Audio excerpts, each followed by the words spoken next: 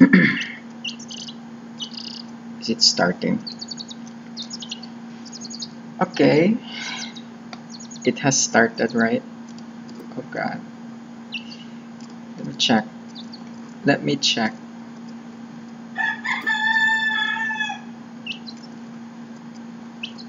Okay, why is it not displaying? Okay, it's displaying. Okay. Okay, so welcome back to Devois, a world where me and my friends has created using Mappa Imperium by Nakurium. So, first of all, I have found out that doing the process is kind of boring. Seeing me go Control Z, Control Z, Control Z on my mistakes is kind of boring. So instead of that, I have found out that why don't I just show the result? It's a passable content than the process of drawing the world. So we are right here, the left side, bottom left in the YouTube aisles. So these are the islands that me and my friend created, and there was a free spot right here, so we are creating it right here. Then below here, where below here is our flow chart on the topics that we're gonna talk about. So we have completed Era 3, which is the burgeoning kingdoms, and Era 4. So I played it offline. So all I could do right now is talk about it to you guys. So in Era 3, we created our main faction, which are the Mariner Imperials. This is them.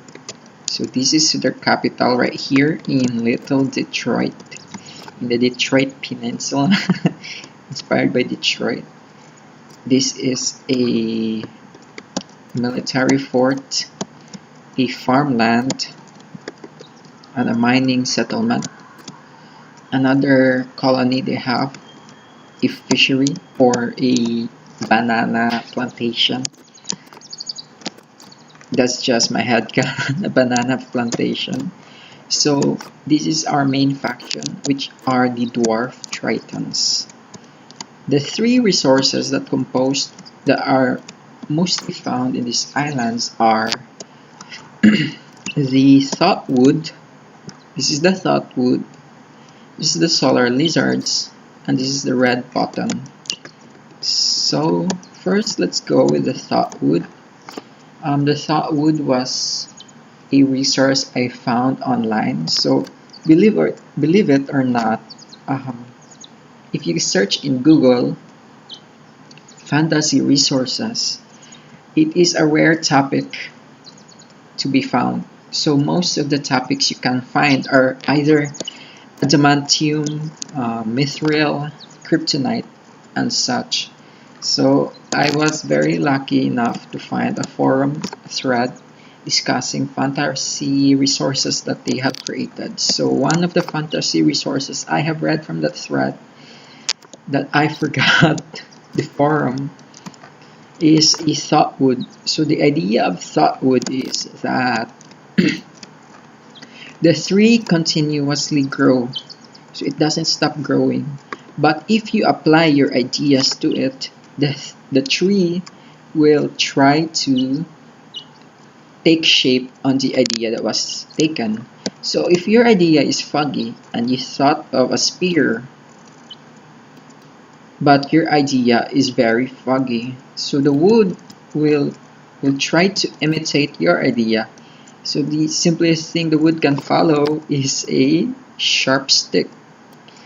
But if you have great mental strength, or your ideas are clear and bright, if you think of a spear, the wood will also take shape and form a spear due to the clarity of your thoughts. So that's the idea behind the Thoughtwood. It is not my original idea. The author of this resource, the way he used it is marionettes. People use the Thoughtwood as means for puppetry. So there was this guy who controlled around 300 Thoughtwoods that served as an army which defended the town. So there's one guy who controlled all of this Thoughtwood that serve as an army. Just me repeating myself.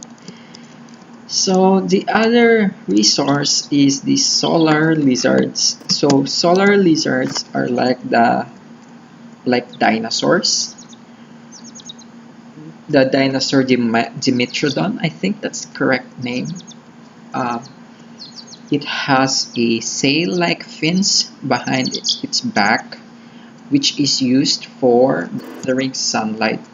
So they live at the edge of the desert where they could gather sunlight, and near the wetlands in the river so they can eat vegetables or any greeneries they find. So the sparkles, the color yellow things you find behind their fins are representation of the gathered sunlight.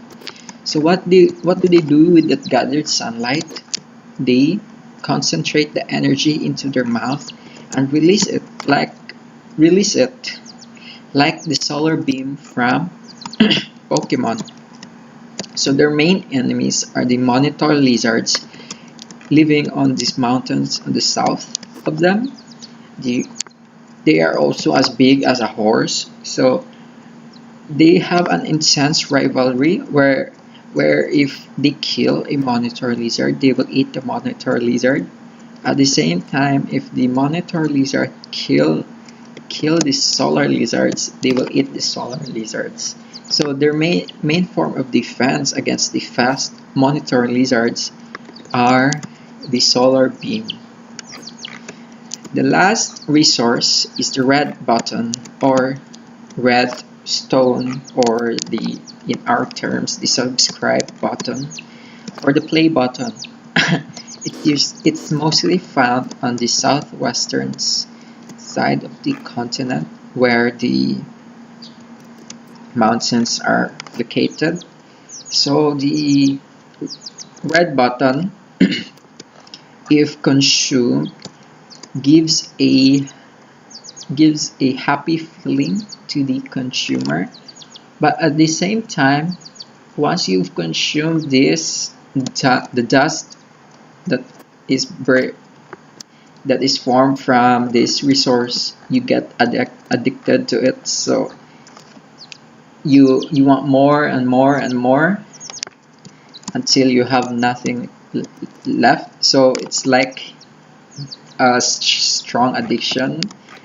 Like I just patterned it with the YouTube algorithm where people are addicted to subscribers and such. That's my headcanon anyways.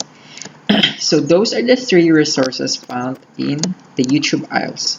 So if we look here in Rayman Reborn, they also have a resource, which are the silk ship, the healing trees, and the lightning stones. In my region is the healing fish, arcane trees, and glowstone. So those are the resources. Just an example of the resources in Devois. So these are specifically found in this region of the world. So after the resources, we're gonna talk about the Triton tribe who lives in the mouth of this river. So in my world, in this world, there are no dwarves or elves, but we took their properties to the new race, to the new race that we have created. So for example, in our Mariner Imperials, they are actually related to the Triton tribe that lives at the mouth of the river. So they went upstream and started living on land. That's why they have the dwarfish characteristic of being small, because of their adjustment to living on land. So in my headcanon, they do not take enough nutrients because of their changing of food. So they are quite small at this stage because they're just changing from being sea dwelling to land dwelling. So their nutrition has been changed. That's why they're very small.